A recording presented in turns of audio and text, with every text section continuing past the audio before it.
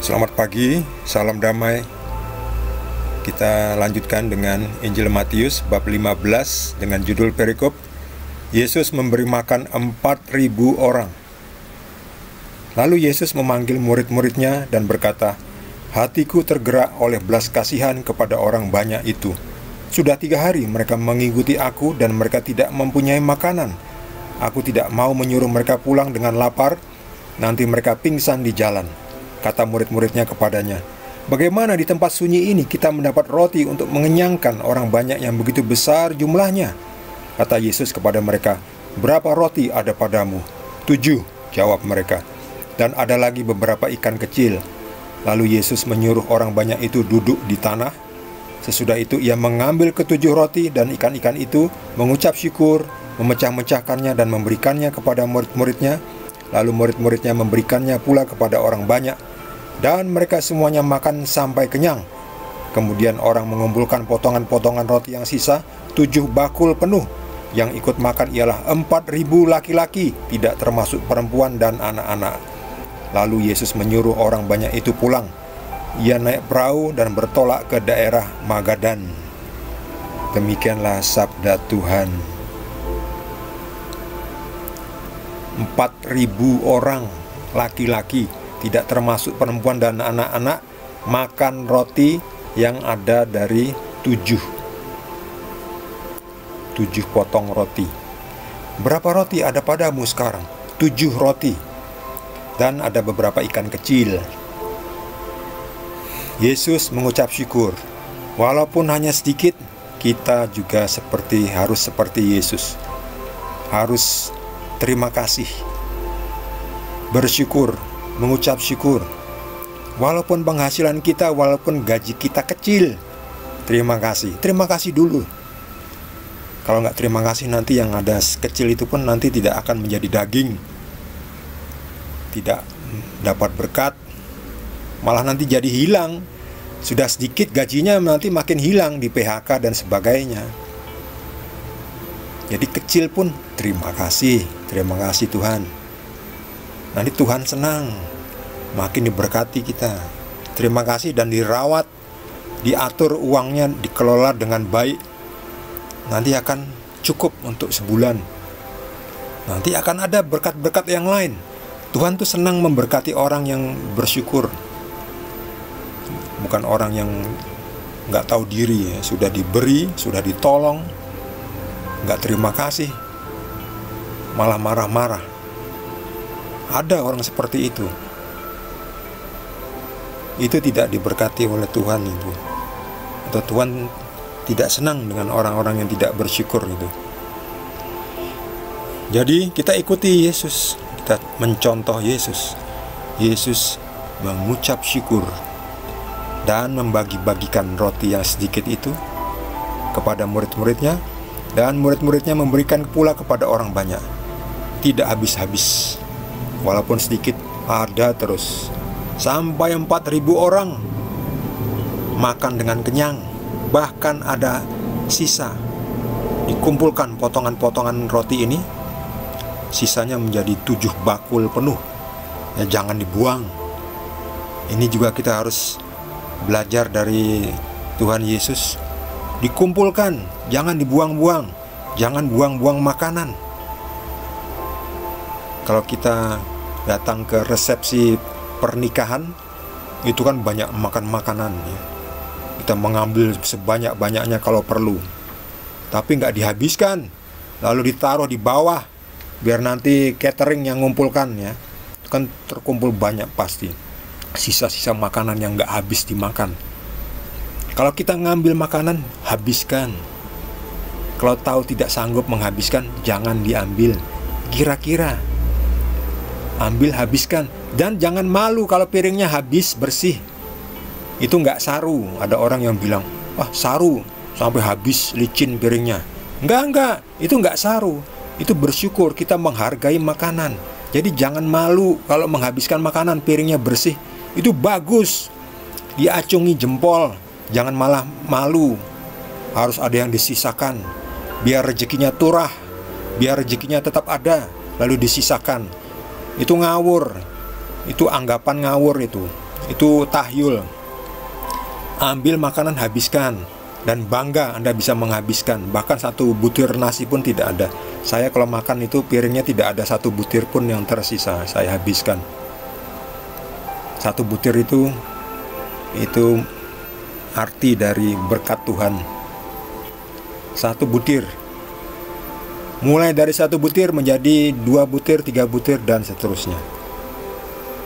Dikumpulkan jadi banyak butiran. Butiran berkat Tuhan. Jangan dibuang sia-sia makanan. Banyak orang yang masih perlu makan. Dalam resepsi pernikahan itu juga orang yang datang telat sering, wah sudah habis. Jadi tinggal sisa-sisa. Tidak banyak pilihan lagi. Jangan ambil banyak-banyak yang tidak bisa kita habiskan ya. Biarkan orang lain juga menikmati. Jangan disisakan makanan yang sudah di lantai.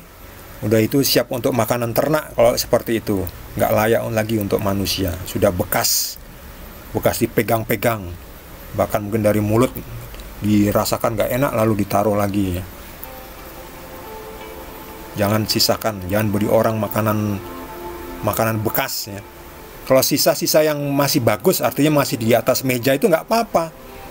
Jadi kan kadang atau bahkan sering ya, resepsi itu masih sisa makanan ya, masih tersisa ya, belum diambil, masih bagus, masih di meja, bukan di lantai. Di lantai itu makanan bekas. Ini makanan kelebihan istilahnya. Bukan makanan sisa, tetapi makanan kelebihan. Ada kelebihan makanan. Itu kemudian dibagi-bagi ya, dibawa pulang untuk keluarga mempelai. Jadi nggak dibuang-buang. Siapa yang bisa mengadakan berkat seperti ini? Dari 7 roti menjadi 4.000 orang. Kalau bukan Tuhan sendiri, siapa yang bisa? Ini membuktikan Yesus adalah Tuhan, Sang Empunya kekuasaan. Kalau tukang sulap bisa ya menggandakan roti, menggandakan uang, itu tukang sulap itu. Tetapi kan ada trik-triknya ya. Mereka harus siap sedia dulu uang, harus siap sedia dulu barang yang digandakan, biar kelihatan seolah-olah mereka berhasil menggandakan barang, menggandakan uang. Lalu banyak orang yang ketipu. Kalau Yesus ini bukan penggandaan ini mukjizat. Memperbanyak roti jadi cukup untuk semua orang, Siapa yang bisa? Cuman Yesus sendiri. Dan disaksikan oleh lebih dari 4.000. Ini yang makan 4.000 orang laki-laki, tidak termasuk perempuan dan anak-anak. Berarti disaksikan oleh murid-muridnya yang membawa 7 roti itu. Berapa roti ada padamu? 7, jawab mereka. Jadi mereka ini saksi.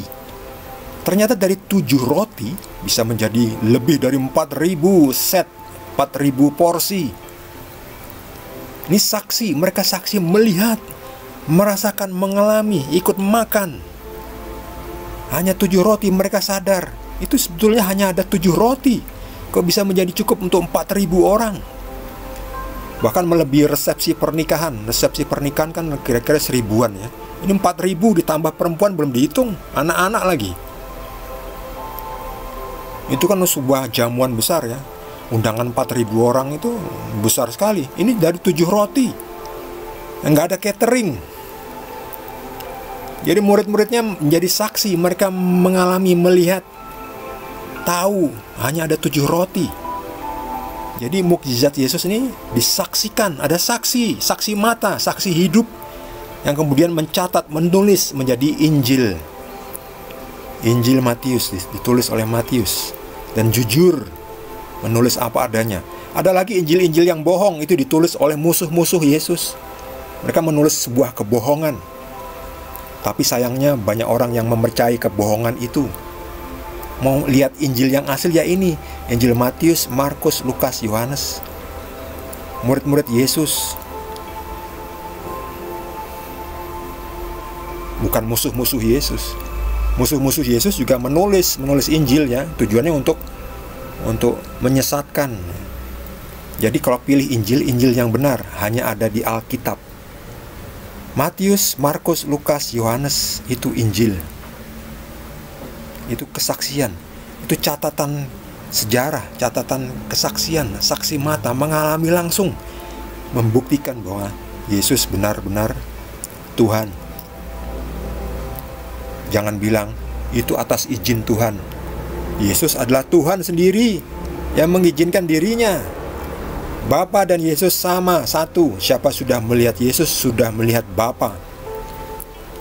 Jangan bilang lagi atas izin Tuhan. Yesus sendiri adalah Tuhan. Dia sendiri Tuhan. Ini membuktikan seperti ini. Tuhan yang menjadi manusia. Dia bisa bangkit dari kematian. Kenapa harus mati? Dia menebus dosa kita. Zaman hukum Taurat itu mereka belum mengenal Tuhan. Jadi mereka masih terikat oleh hukum-hukum, aturan-aturan. Begitu perjanjian baru, kita sudah mengenal Tuhan, kita langsung dipimpin oleh Tuhan. Kita tahu harus bagaimana menggunakan hukum itu. Jadi hukum itu tidak membelenggu kita, tetapi membantu kita untuk hidup lebih baik. Beda dengan zaman waktu itu. Zaman perjanjian lama itu hukum Taurat itu membelenggu. Jadi orang hidup seperti robot. Mereka melakukan hukum itu nggak tahu maksudnya, nggak tahu apa tujuannya. Tujuannya kan untuk kebaikan, tetapi sering akhirnya disalahgunakan menjadi alat untuk penindasan. Orang dilempari dengan batu sampai mati ya. Tidak tahu maksudnya, padahal orang itu tidak bersalah. Ini seperti Stefanus dirajam sampai mati, padahal Stefanus memberitakan kebenaran. Nah itu dia, karena orang hidup seperti robot dengan mematuhi hukum-hukum itu seperti robotnya. Setelah perjanjian baru, Yesus memerdekakan kita dipimpin langsung oleh Roh Kudus. Tentu tetap hukum-hukum itu 10 perintah Tuhan tetap relevan, tapi kita melaksanakannya, mematuhi hukum itu sekarang sudah beda ya, untuk kebaikannya, bukan lagi untuk membelenggu manusia. Bagi saudara yang mendapatkan tambahan penjelasan dari Roh Kudus, boleh juga berbagi dengan kita semua. Bagi yang belum subscribe, jangan lupa di subscribe dan juga di like, supaya channel ini bisa mandiri. Terima kasih. Tuhan Yesus berkati kita semua.